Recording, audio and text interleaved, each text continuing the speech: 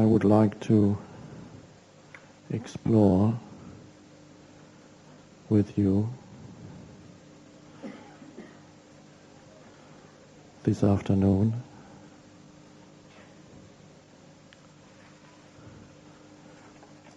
the deepest truth of human existence.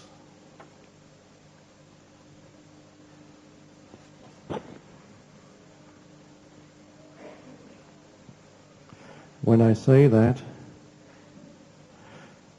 may sound a little bit abstract.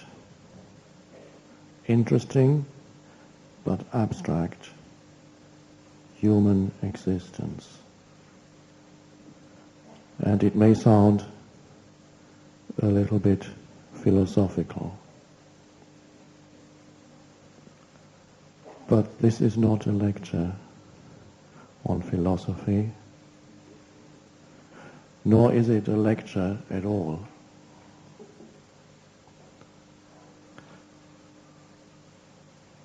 The best way to look upon it is as a meditation. Although somebody is speaking, look upon it as a meditation. So when I say the deepest truth of human existence, it sounds a little bit removed from your everyday concerns. So let's put it in another way. We are here to explore the deepest truth of who you are. Because you are human existence. We are here to explore the deepest truth within yourself.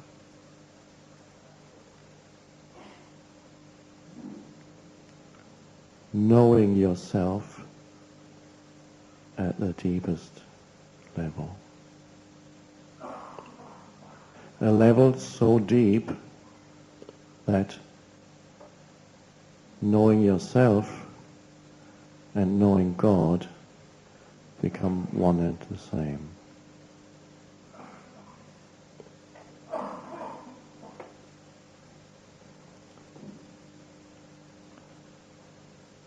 There are two levels to this talk, if it can be called that. One is the words,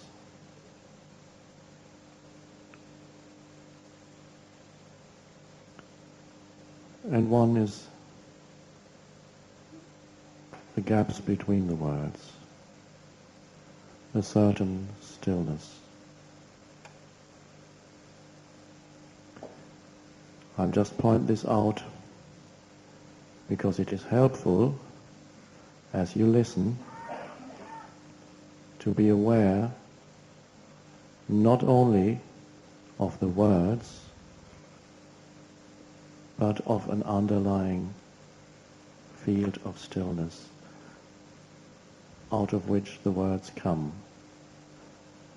Nothing personal. There's a field of stillness that is both within and without. Gaps between the words. A silent space. In between and underlying the words. And simply to be aware also of that dimension. Then listening to these words is more than absorbing information, because there isn't that much information here. It's not an information-based talk. Then it becomes a meditation to just sit here and listen. And the deeper teaching, if it can even be called teaching, is not in and through the words. The deeper teaching lies in the dimension of stillness. Because the moment you acknowledge that underlying dimension, you have accessed a realm within yourself that is deeper than the stream of mind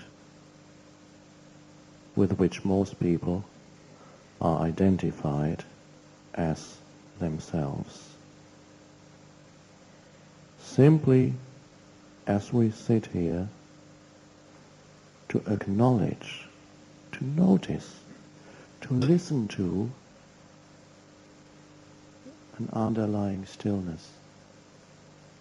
That which acknowledges that in you, that which is able to listen to that dimension, listen not to something, listen to nothing, to nothing. Just the act of listening. That in you which is able to acknowledge that dimension, to be attentive to that dimension, is a realm of stillness underneath the stream of mental noise. In other words, the moment you pay attention to that dimension of silence, there is a stillness in you. Because through thought, you cannot pay attention to silence because thought is noise. So already, although through words we are going to progressively explore the deepest truth of human existence, even as you sit here and follow the words that progressively explore the deepest truth of human existence, that deepest truth of human existence is already emerging in you as you sit here and listen, even now, simply by paying attention to silence through the inner stillness. That is the only way you can notice. The stillness in you notices that. And you have gone beyond the continuous stream of mental noise that for most people is who they think they are. So the answer to the initial question that I asked, I said, let's explore the deepest truth of human existence, the deepest truth of who you are. The answer of that is never really in the future, not even within the framework of this talk, is the answer of who you are beyond the conditioned mind. Never is that answer in the future. It's always now.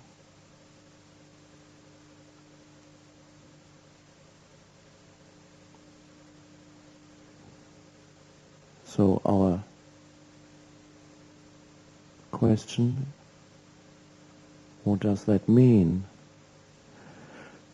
The deepest truth of who you are, knowing yourself. Doesn't everybody know themselves already? And most people would say, yes, I know my name, and all those things that are associated with my name.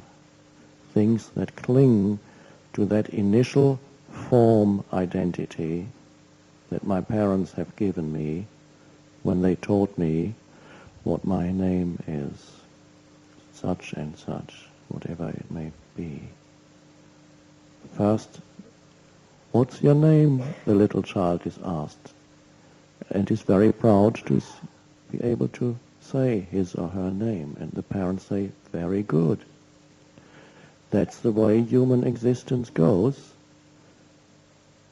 and nobody realizes that already through the initial first label, mental label, first identification with a thought, a sequence of sounds, the first limitation illusory limitation on who you truly are beyond mental concepts. The first limitation has already arisen. You have already entered a prison of conceptualization. It is the beginning of it.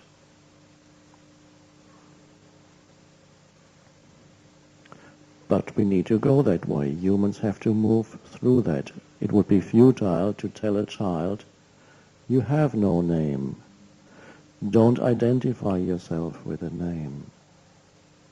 That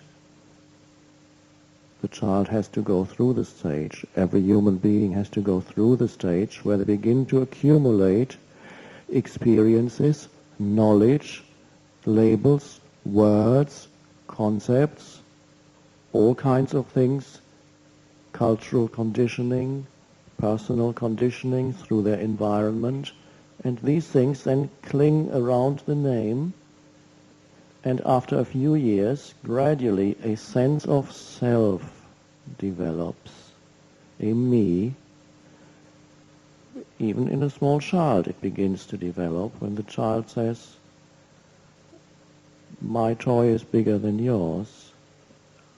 Feels good to the child to strengthen its sense of self through feeling, I have more than you, I know more than you, or my father is stronger than yours. You can add a bit more to that sense of self, and again that is a normal process. And so gradually the accumulations continue, and you become an adult. And then you have a certain sense of self based on the conditioning of your mind. That is the mind that never stops. That is the mind that is a continuous stream of thought processes. And the thought processes are strongly connected with the conditioning of your mind. So the stream of thinking, and this doesn't depend on culture, it doesn't depend whether you live in India or in the West. It is the same in every human being. The stream of thinking goes on incessantly. And a lot of that is to do with me and my concerns and my problems and what's going to happen to me. There's a story of me, which is my past. Things have happened to me, things that I have accumulated. The content of my mind is a kind of story that people like to dwell on, talk to themselves about their story, have a monologue or a dialogue in the head. And so a sense of self develops that is mind-based. And that again happens to everybody. A sense of self develops that is content-based, content and form-based, a psychological form of me. And for most people that is who they are. So if you ask them, who are you, they would tell you a little story.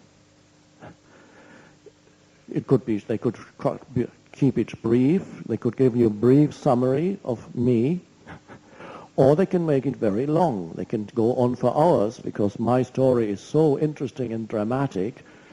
Have you got enough time to listen to it? Let me tell you what my story is and what I have suffered, what I have seen, what I have, my triumphs and my victories and my defeats, what people have done to me and all the bad things that I have done.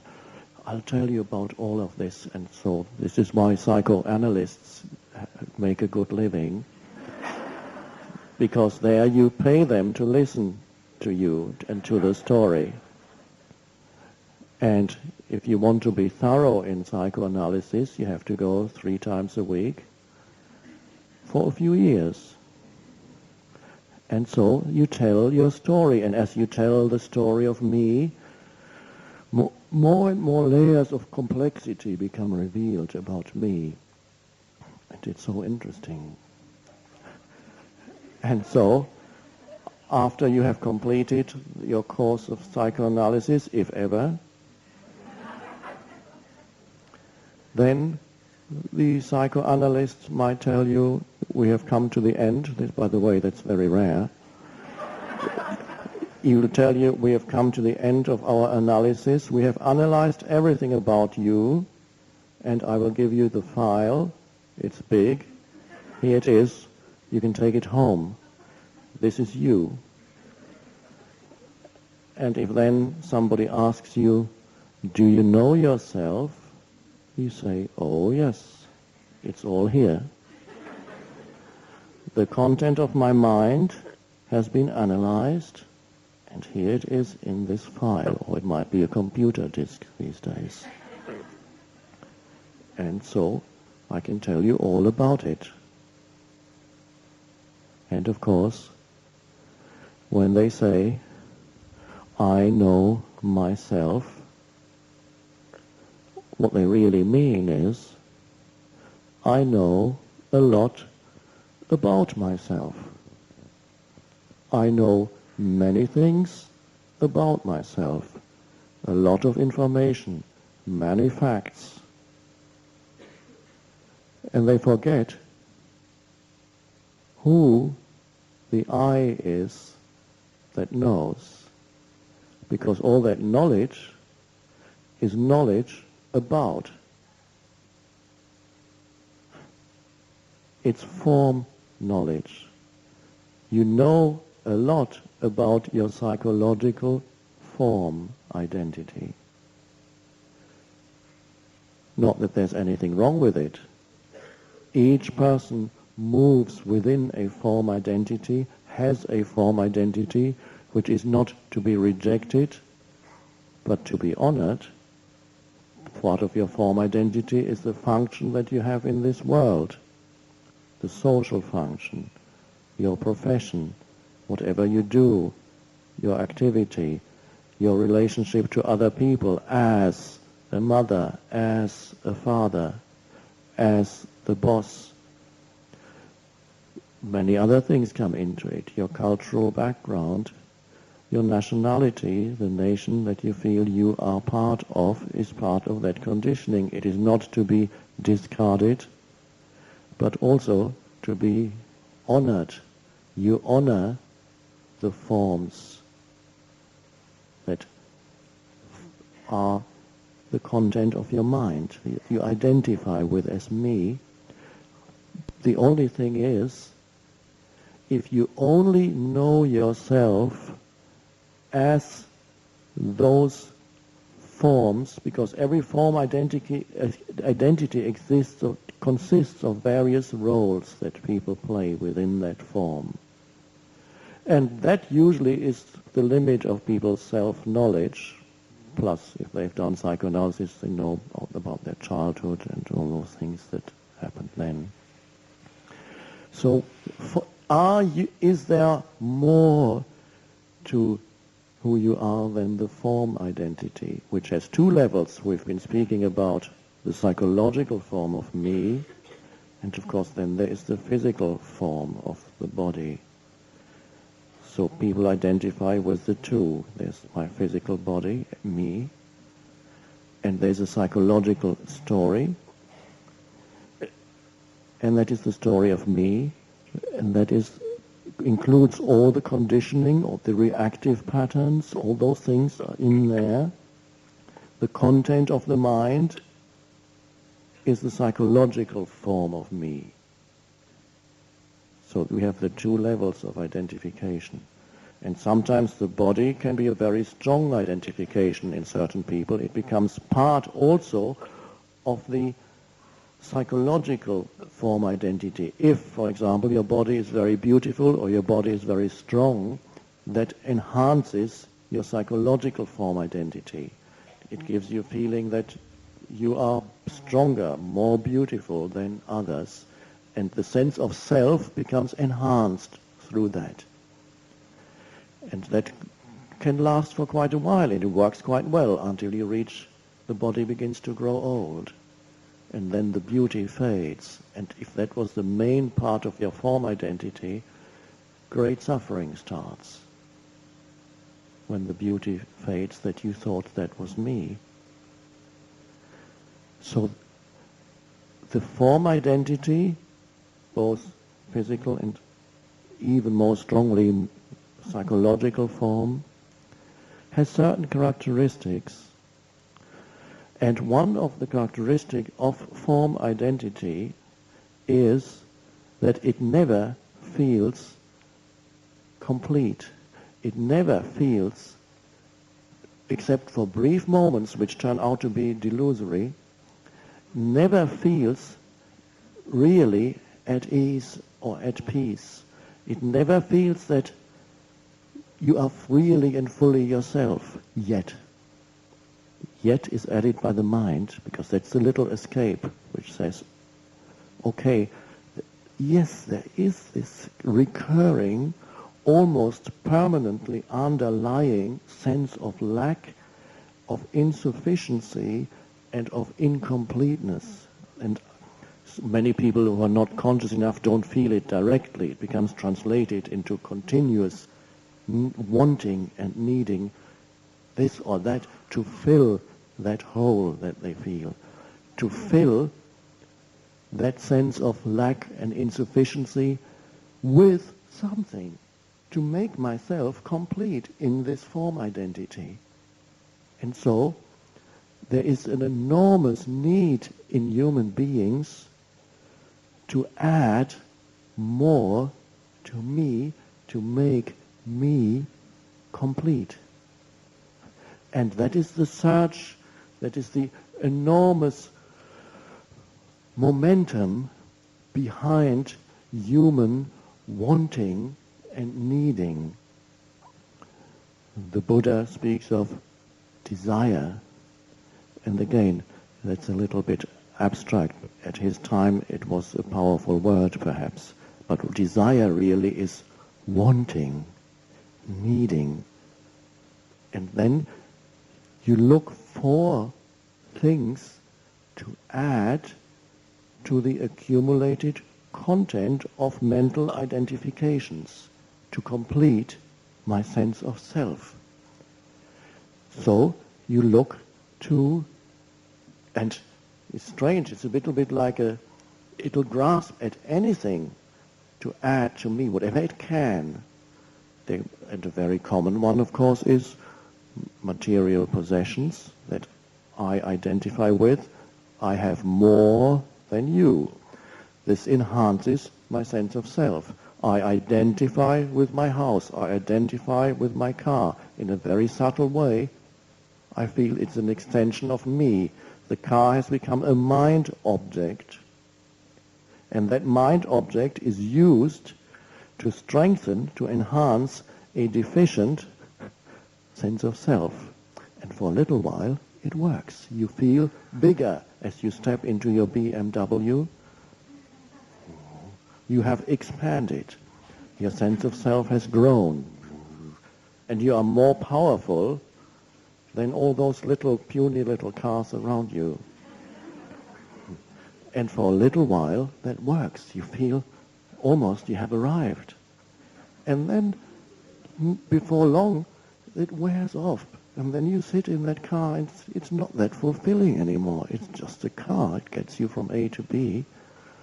Oh, that wasn't quite it. And then you look to the next thing. And the next thing could be a relationship to complete me. Because the last one didn't work, it didn't complete me. Something went wrong. So you go out and look for it there. The ideal one I'm going to meet one day, I'm looking for the ideal partner that is going to complete my sense of self. And then it happens at times that you find him or her. That means it's called falling in love. And it says, okay, I found you, you are going to complete me, you are going to make me happy, which you sometimes read in the Lonely Hearts columns, looking for someone to make me happy. What they mean is to make my sense of self complete, to fill that lack that I feel. And so you might get married. And for a while the illusion is there, just as it was there with the BMW, that now I have arrived. This is when you fall in love.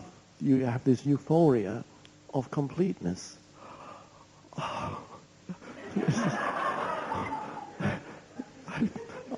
Finally, the story of me has completed itself.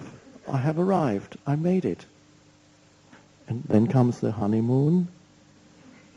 And then comes ordinary existence. And all the things that arise in ordinary existence. And sooner or later, this ideal partner fails to live up to what she had promised when he signed the wedding document, that is to complete you, to make you happy. It's not working anymore. That feeling disappears. And then it becomes, that I made a dreadful mistake. It wasn't the right one. He wasn't right. Or you begin to look elsewhere, but in the meantime, you've been looking every day for hundreds of little things to add to me, to enhance your sense of self. All kinds of little things to whatever. One could make a list of hundreds of things how that egoic self and mind-made entity looks for little things to add to me, experiences. You can add anything. Drugs, maybe, to have an experience through that, maybe that. Food, even. Food, I can add that. It's a psychological need. The body has a limited need for food, but the psychological me has a great need for food, because even through that, it can make itself feel a little bit more complete. A box of chocolate works for an hour or two. And you can see the impulse behind it when people reach into the bag of chips or the chocolate, and there's more. It's not the body really that wants, it's the mind-made self that seeks some completion through that. And when the bag of chips is empty, it looks for the next thing. So in many little and big things, there is this enormous need to add to me, and everywhere, to make myself complete, because that completeness never lasts. And so people believe that their sense of not having arrived, of not quite having made it yet, of not being truly and fully yourself, people believe that this is their personal problem. They believe that others exist who have made it, because you see the movies and you see the magazines that show you these glamorous, famous people who apparently, surely they must have made it. They look so happy in their glamorous surroundings. And the culture tells you that that is the way to go.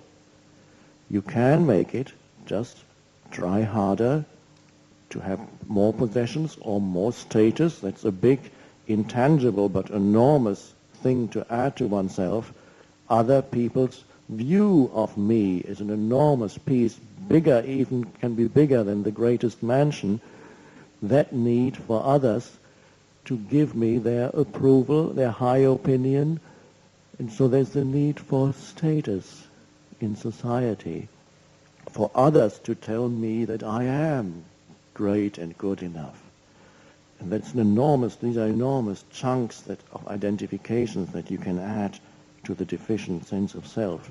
And for a little while, that also works. And then, if you've met any of the famous people that you see in the magazines and films, whatever sports, movies, famous this, famous that, people who are told by the surrounding culture and the world that they are special, that they have made it, and they are great role symbols in society. And if you meet them, you will see that underneath the glamorous facade, there is the same sense of deficiency. It didn't complete them. The whole world telling them that they are great And deep down they feel this is a big lie. Also there are famous people who have actually through that have seen through the delusion of that, the meaninglessness of this world, which to a large extent is mad, because it's the human egoic mind telling you that you are important. And some people striving a lifetime to add that to their sense of self, to the world, please tell me that I matter. My sense of self depends on it. Please tell me that I am important. And then, of course, only a few are told that. The others are left in limbo and are unhappy there. And those that are told that they are important, they are unhappy there. Not complete. And it happens occasionally that a few of those people who made it rich and famous, they begin to go deeper because they have everything and they can't possibly think of any more to add to me, because what can you add when you have everything, could buy anything, go anywhere, and everybody thinks you are God and still feel. And so some of those actually see through the delusion and then penetrate to deeper levels of their being. But for many of us, there is always the hope that through this or that addition to me, added content for the mind, the mental identifications, that through that I can complete myself and my life is going to work, and finally feel that I have arrived, I'm home, I'm fully myself. And what people don't realize is it is not their personal problem, the fact that they feel that they haven't arrived, that they haven't made it. It is built into the very structure of the mind-made sense of self. That deficiency and sense of lack is inseparable from those mind structures, from that identity. So it is nothing to do with what you could possibly add. Nothing that you add could fulfill you, is the truth. And that is, for spiritual seekers, this is a very subtle point. Because that mindset, which is collectively conditioned, nobody's personal problem, that has an enormous need for more of whatever it may be, more. That mindset is quite deep-seated. It implies, of course, that you have an enormous need for future, because it's only through future, and you're looking into future, where you can get the future, the mind-made self tells you, will enable you to get that. And this is why very few human beings are actually where they are, rooted in the presence of now. They are reaching out in that drive for more. They are reaching continuously. They are being pulled out of now, which is all there ever is, which is life itself. Nothing else ever exists except now. But they are pulled out of this into a mental projection, a psychological future where they're going to complete themselves because they will reach that more there. That's the momentum. And that's how most people live. In that continuous, almost desperate search for being ultimately yourself. Finding yourself through more. Through future.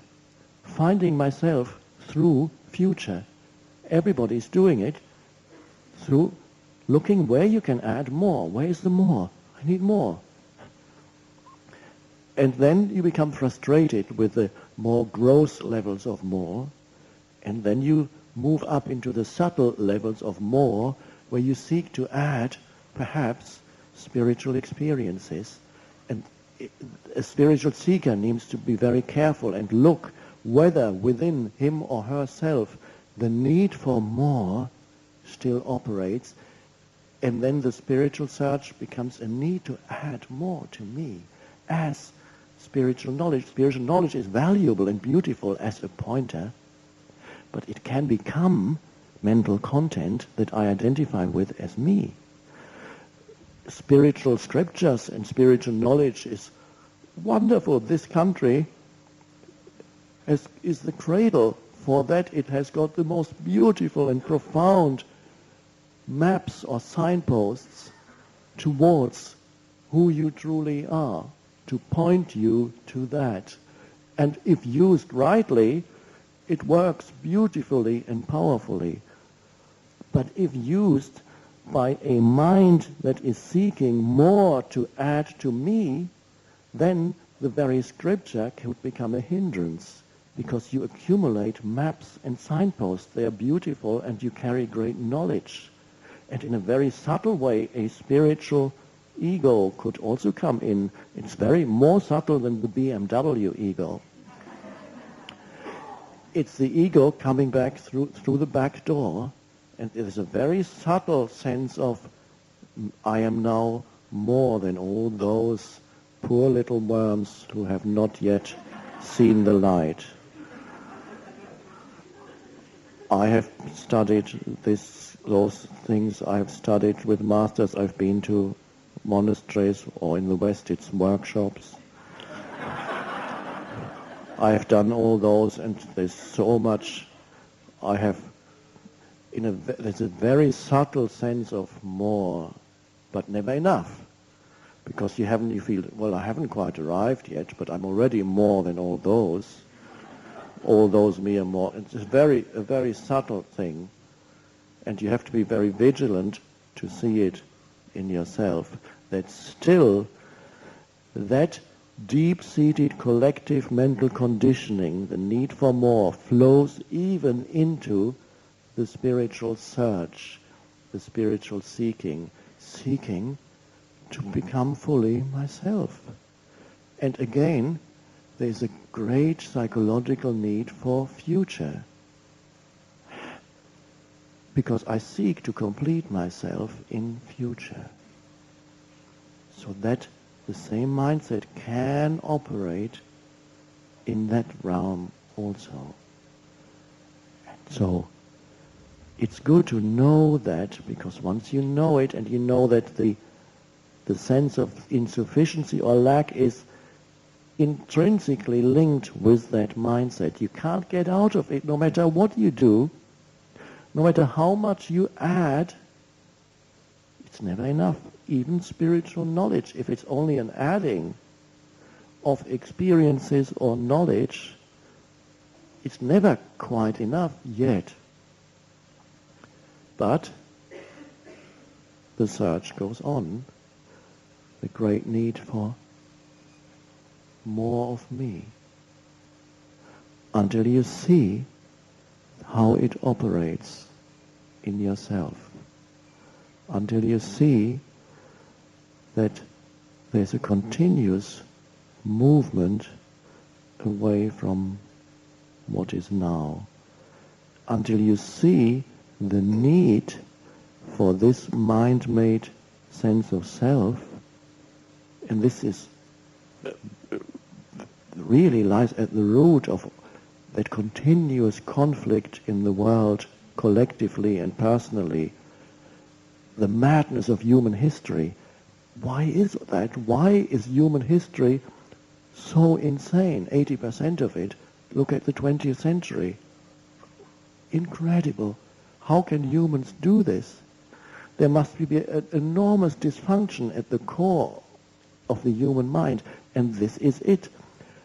Because a great need of this mind-made sense of self is actually, in order to continue to feel its sense of self, it needs to create opposition with others, situations and people, because only by fighting against, by having issues with, can it continue to feel its mentally derived sense of self? You need the sense of separation, of me against you.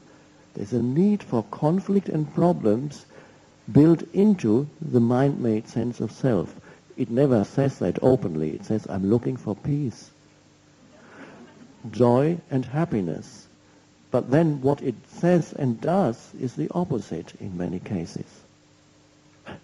So you can see the need for conflict in personal relationships, in organizations, nations, between nations and nations, religions, and even within religions. Any human structure, sooner or later, they will be in conflict. There's these relationships every few days, most relationships. You seem to be forced to act out that kind of conditioned script where you are in conflict with each other. And problems.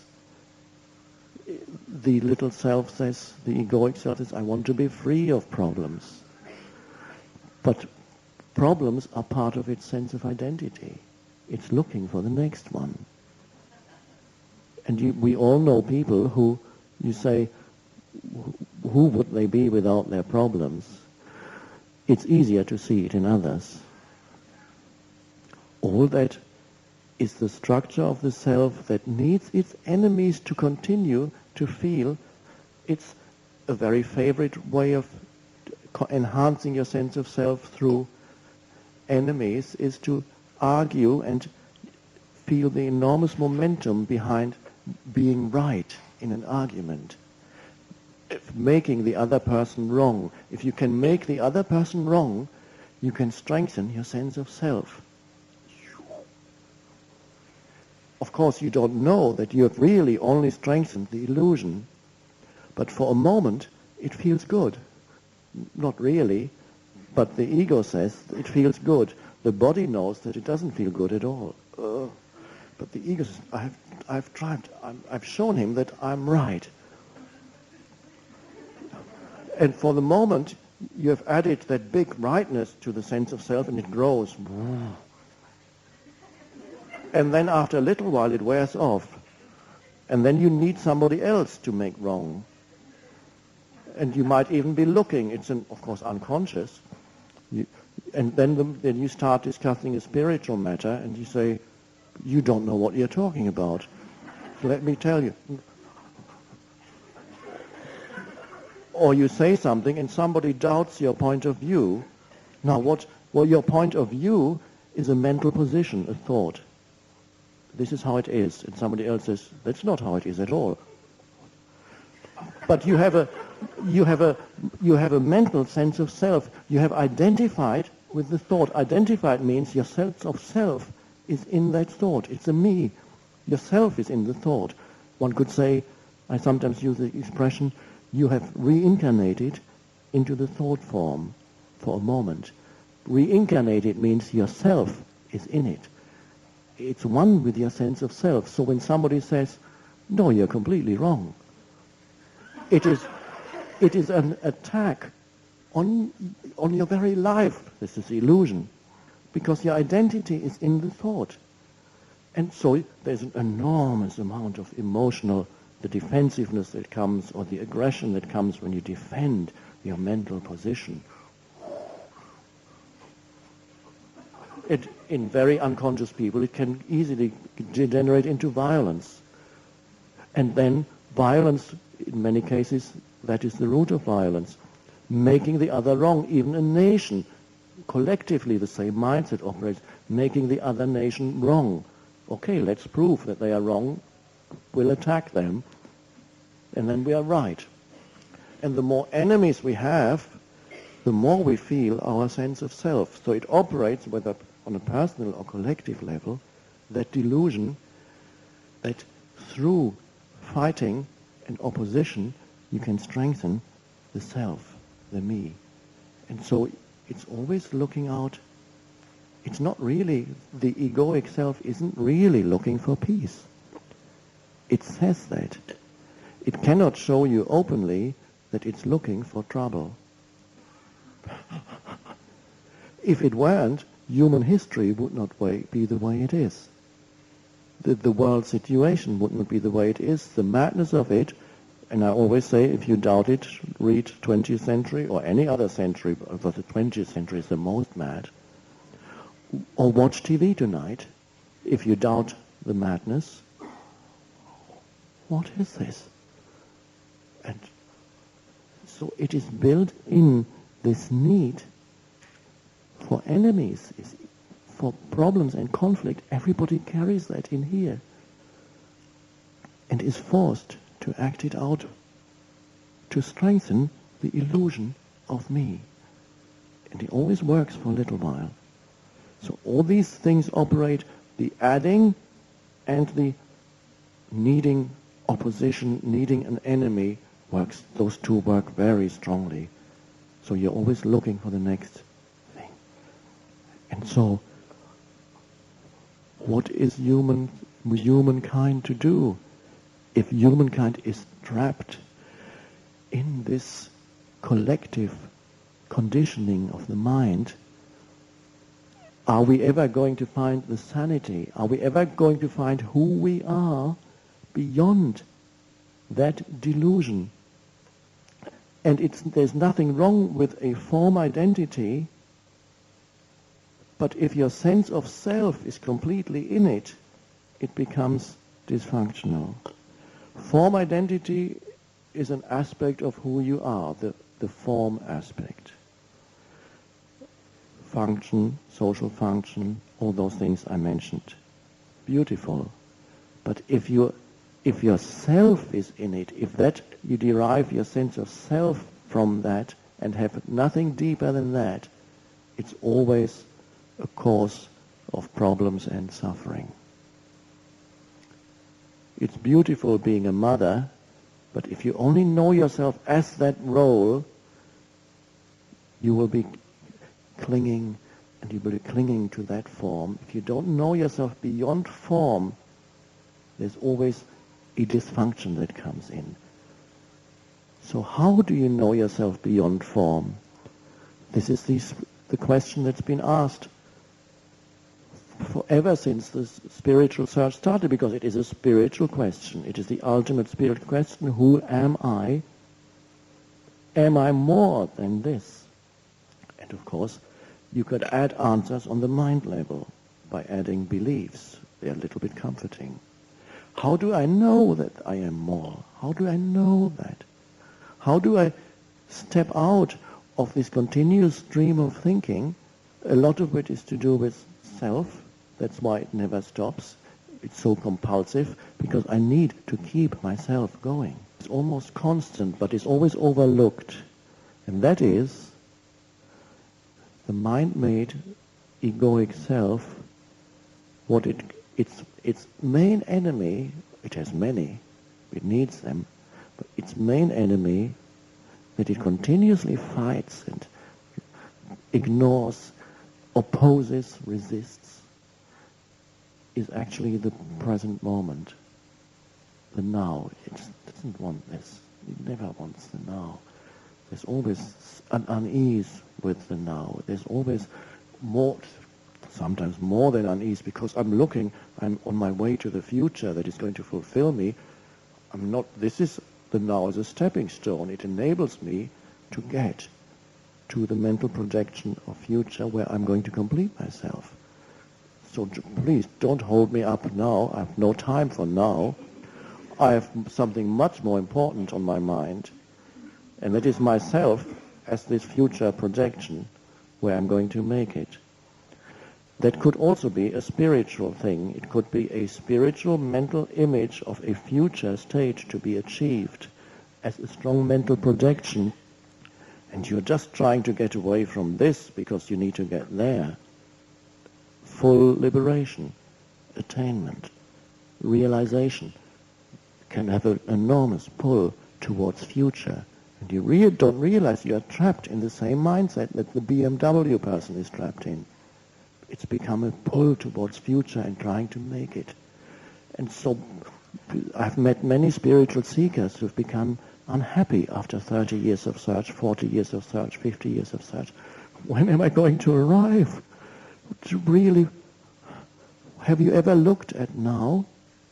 Have you ever looked at the only thing that never leaves you, the only thing that is ever real, the only thing where anything can ever happen, be, said, thought, experienced?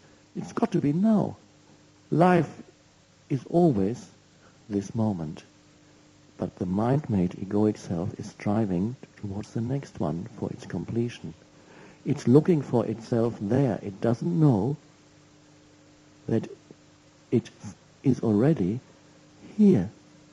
If you could only acknowledge fully and deeply this here and this now, if you could go deeply into this now, you would find that yourself, beyond a mental story, is already totally complete. And only on the level of form could you add things, and that's beautiful. Never to find yourself. You can learn new things, it's beautiful. Explore new countries, beautiful. More of this, even have more possessions. But you can't find yourself through that. If you try to look for yourself through more, even spiritual experiences, they are nice too. But if you're looking for yourself, that never works. So adding more is beautiful, except you can't find yourself through more. More works on the phenomenal level. And when you realize that, you give up. You recognize, first of all, the egoic need to make the now into an enemy and to run away from it. To make it into a means to an end, to resist it internally, to criticize it, to project yourself away from it.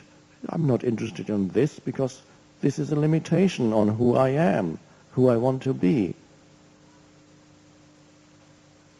I'm on my way to the future. Everybody in the big cities of the world, they are all almost out of breath. And if you stopped any one of them, they would give you a reason why they are out of breath, because I need to get there. But the common denominator is they're all trying to get to the future.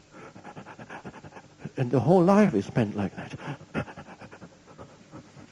And the spiritual aspirant, metaphorically speaking, maybe he's not running around, but there could be this same inner urge for future inside, so the breathlessness would become a metaphor. When am I going to be myself? Have you looked deeply into now, the only thing that never leaves you, all there ever is, your entire life, here, in this space of now? Don't talk to me about now. I don't want this. This is a limitation. I don't want the place where I live. You mean this is not what I want. I don't want to have the place where I live, the place where I work. All these are limitations on my life. I want to limitless. I want to find myself as that which is beyond limitation. That's why I'm trying to get away from the now. But has it worked? How many years have we been trying to get away from it? Well, 55, 60. And have you gotten away from the limitations of now? Not yet, but I have some more time left.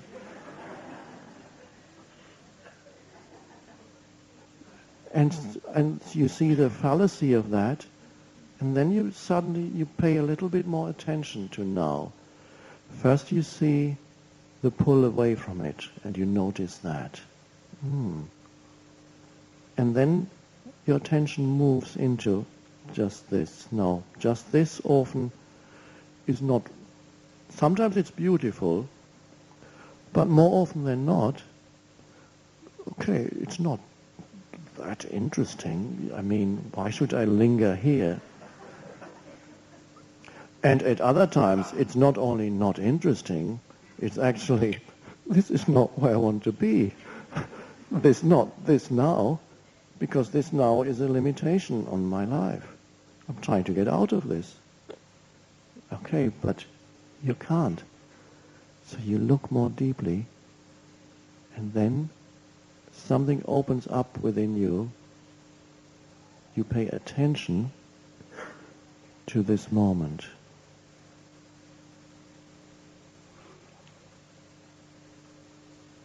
And then comes the realization, all you ever have is now. The one thing that is permanent in your life. Now, to the mind, it hardly makes sense to say that. What does that mean, it's always now? The mind says, no, it's not always now. There are so many different moments in my life. They're all different. It's not the case. The form that this now takes changes continuously. Forms appear in this field of now. And because people know only the form that appears in the now, they believe that there are many different nows every day and every hour, one moment after another moment and another. But of course it is always the one eternal, timeless, one moment. Only the form in which it appears changes continuously. Now, the very form in which it appears, this is the reason why many people don't want the now, because it's not satisfying enough. It doesn't add enough to me. It might even threaten my sense of self, the form that this moment takes. And in any case, it's not fulfilling enough.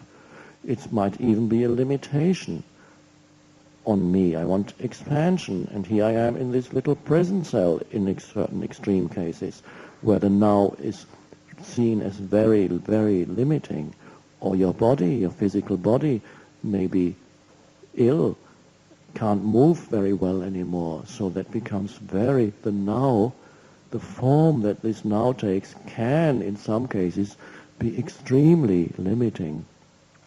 And you are asking me, a person might say, to not to try and get away from it?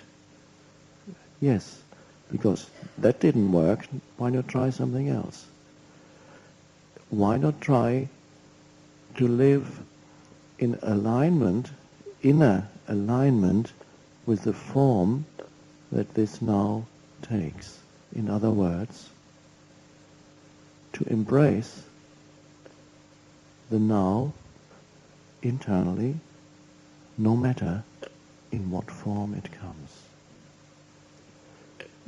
To say yes to now, which after all is life. It is inseparable from now. Life is always now, never not now.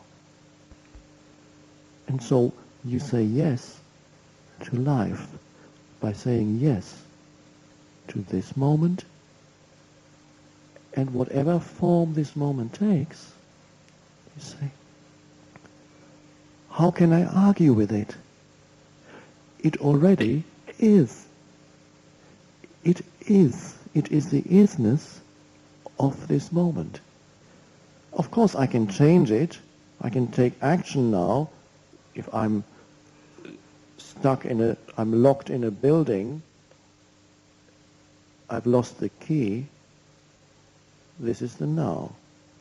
Of course, then I can get up and shout out of the window and say, can somebody please open the door? But if nobody hears, maybe somebody will come. But at this moment, this is this now. Now you can internally argue with it and resist it, or you can say, that is the isness of this moment. That is the suchness of now, the form it takes.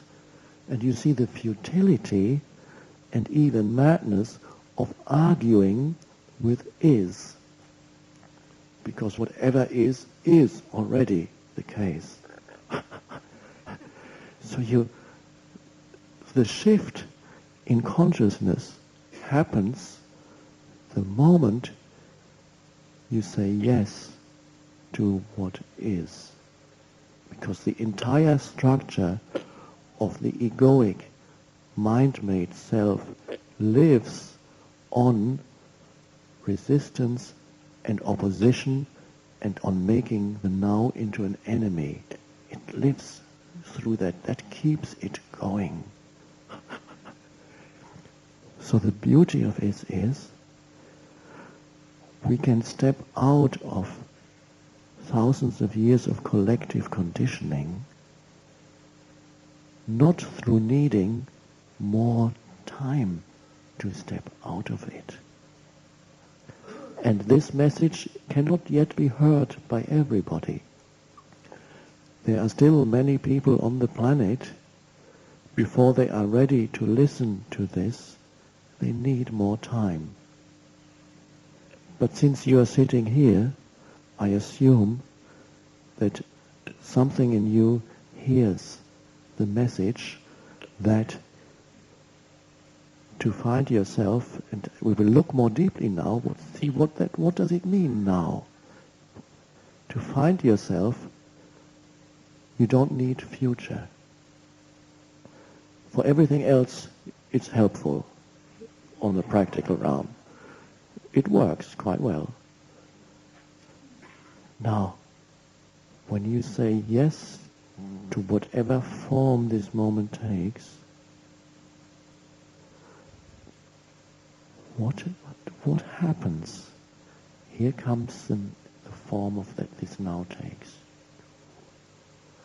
Say, all right,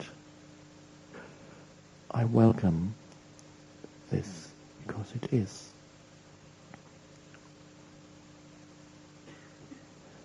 The form that this now takes, usually something in you, which is the egoic structures, would have resisted it as limiting, not enough, it's not what completes me. And through resisting this form in a situation, an event, a person, a human being, it can only appear in the field of now.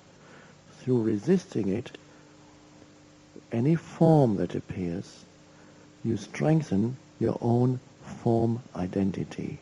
There's a contraction in your form identity when you resist a form that appears in the now. And that contraction is the strengthening of the illusory self.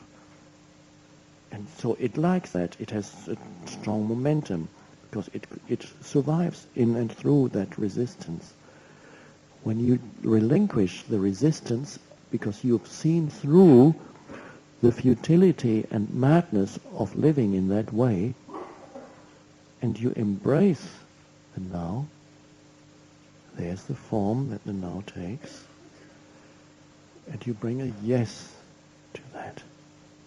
And suddenly, what I say now is only a little metaphor or pointer.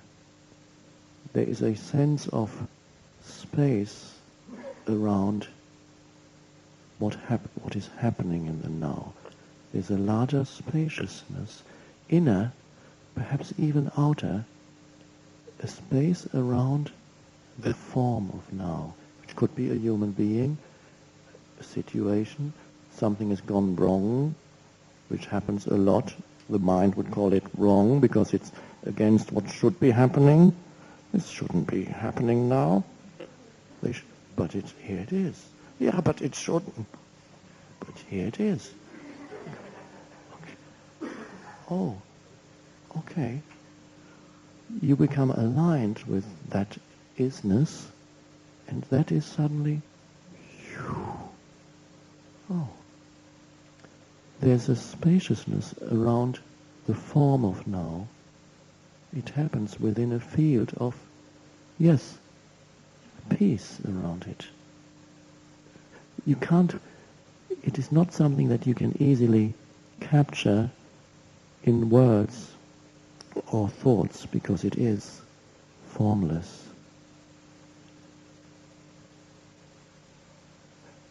Through that act of what ultimately we could call surrender, entering the surrendered state of consciousness, Surrender to God. That's a little bit abstract. Who knows what God wants? How do I surrender to God? Surrender to whatever form this now takes, because the totality has brought this about. It is intrinsically linked with the totality of the cosmos. Everything is totally interconnected. So the form that this now takes could not be otherwise.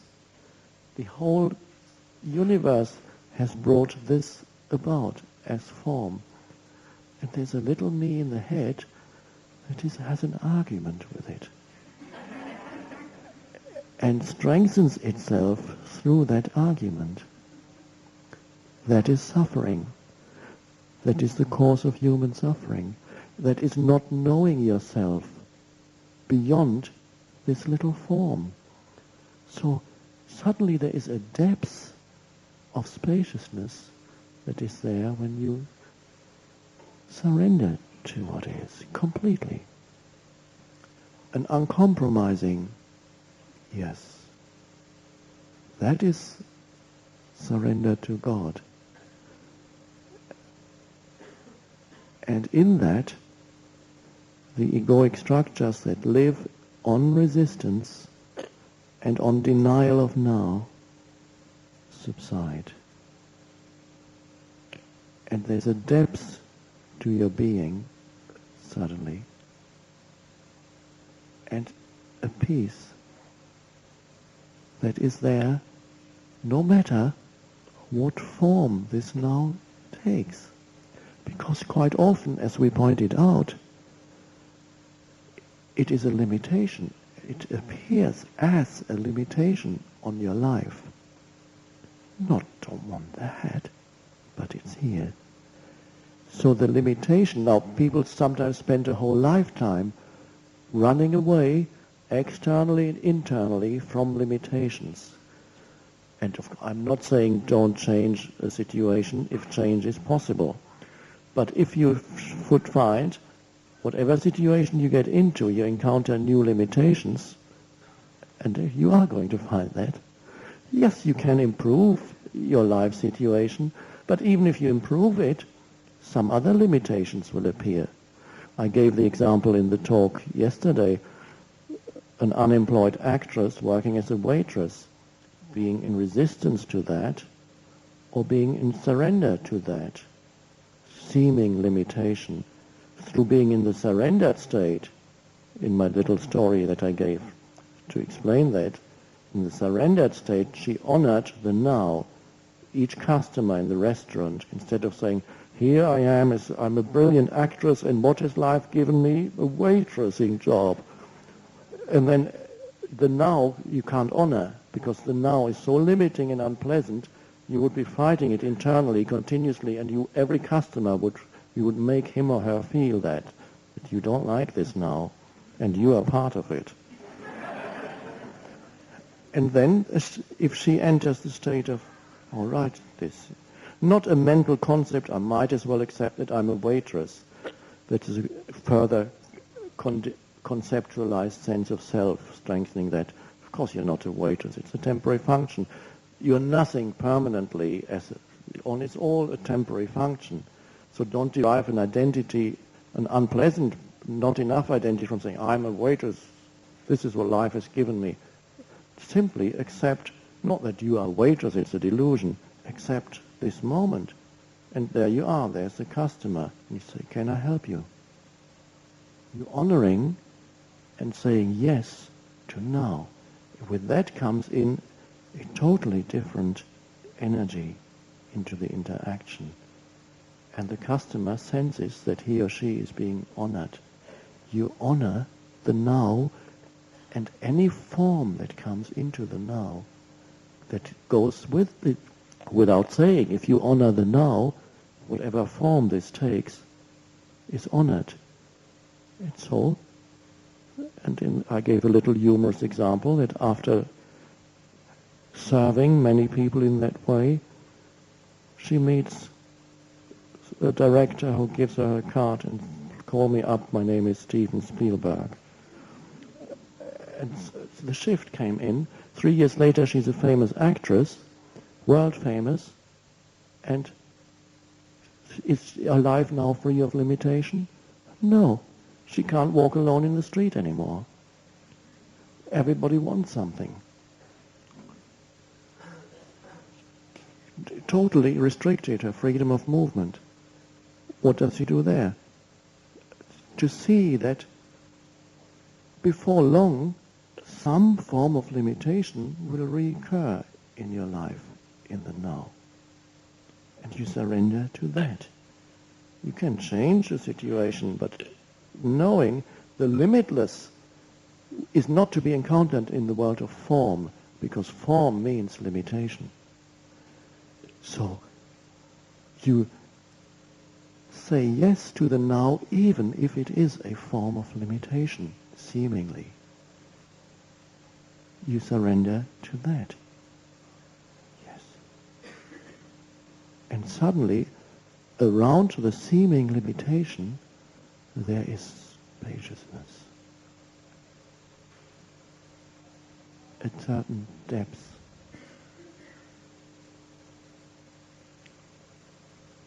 What really is arising here, although we need to be careful with words, all forms, thought forms, physical forms are conditioned. It's the conditioning. Conditioned consciousness, consciousness appearing as a form. Consciousness appearing as a thought form. Consciousness appearing in many, many forms. But there is, the appearance arises out of a vast realm of the unconditioned consciousness before it takes form. And that is within every human being. That dimension is there, one could say, underneath the conditioned, which is all thought forms and emotional forms. There's the depth of the unconditioned, which can be felt, cannot be known as such as you know an object in consciousness. People look for God or themselves, believing that at some point, in the future of course, they are going to find God or themselves as an object in consciousness, as a knowledge in a subject-object relationship, as if they could know it in the way that you can know a tree, but you can't, because the unconditioned is not an object. It is the ground out of which all mind objects in consciousness arise, into which they subside. So you can never know yourself in the normal sense of the word, but you can be that. And that is felt, one could say, it is a realm of stillness underneath the mental noise. And every word will reduce it. It is far more than that. Every word is no more than a little pointer. A realm of aware presence that is beyond thought. Thought can happen, come out of it, but in itself, it is consciousness, one could say, without thought, unconditioned. Oh, that is the deepest meaning of now. Because the strange thing about now is that it never leaves you and it doesn't change, the field of now.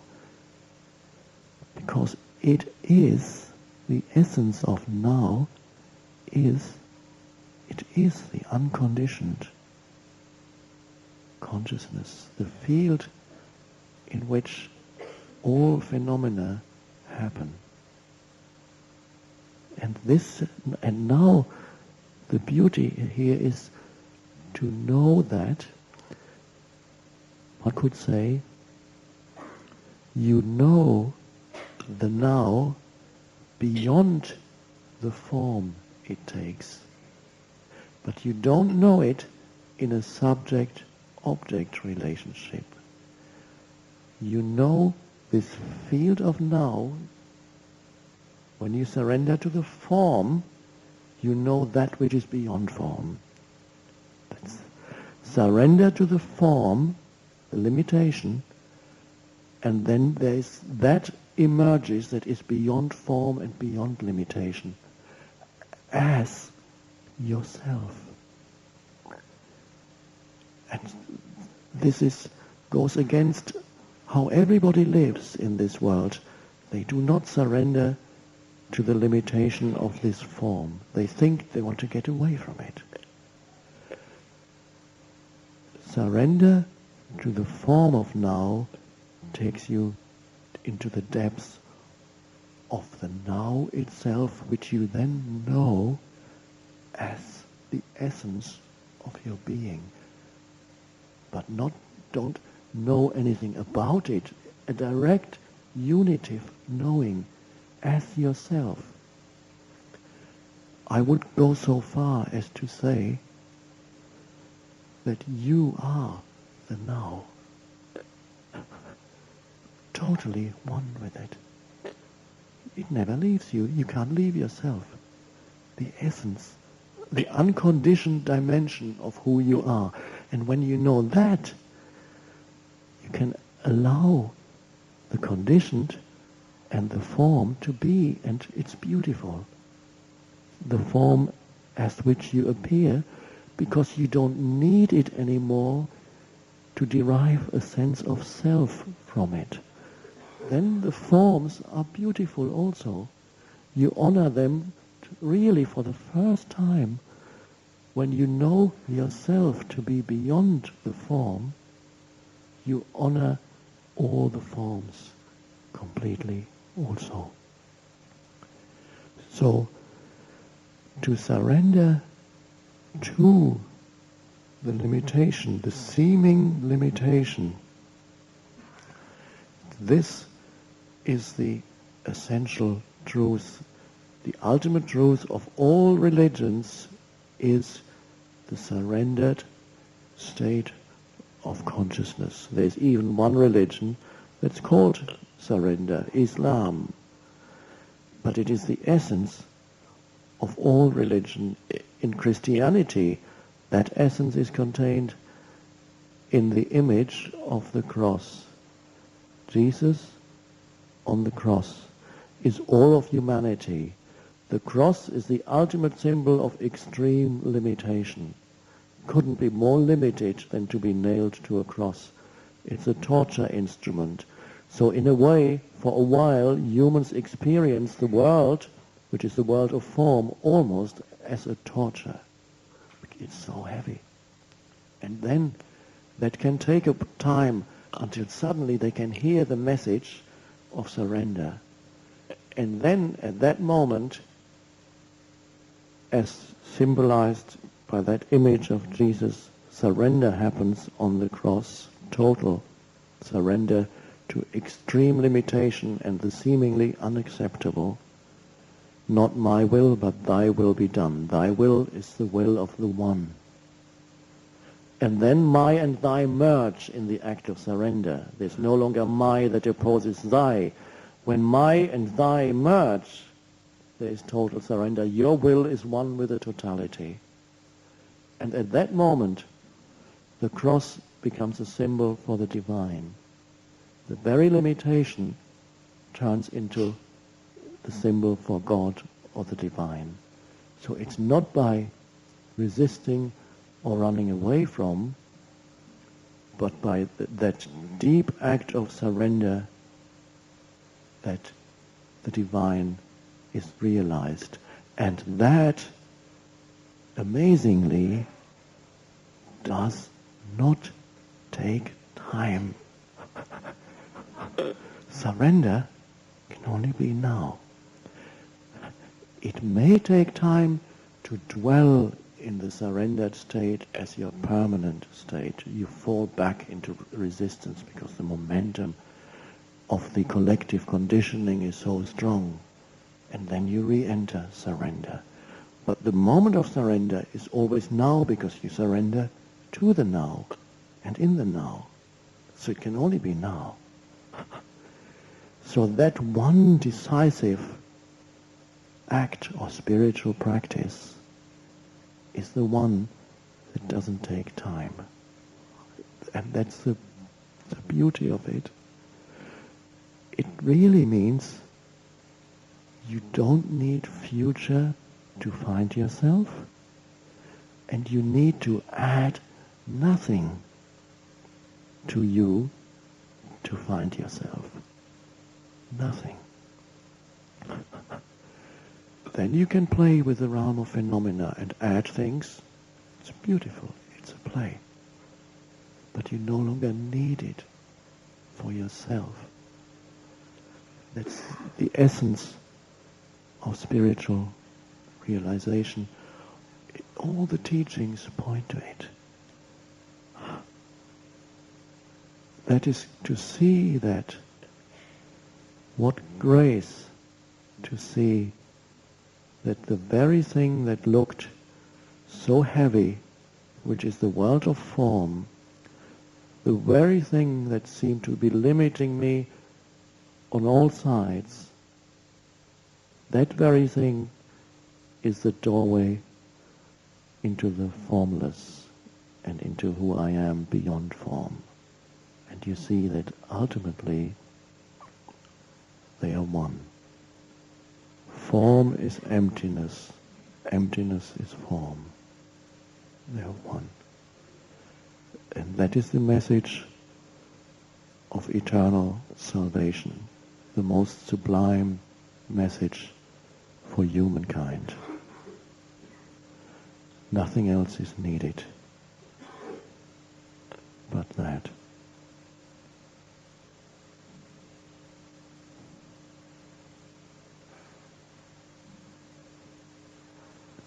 Thank you.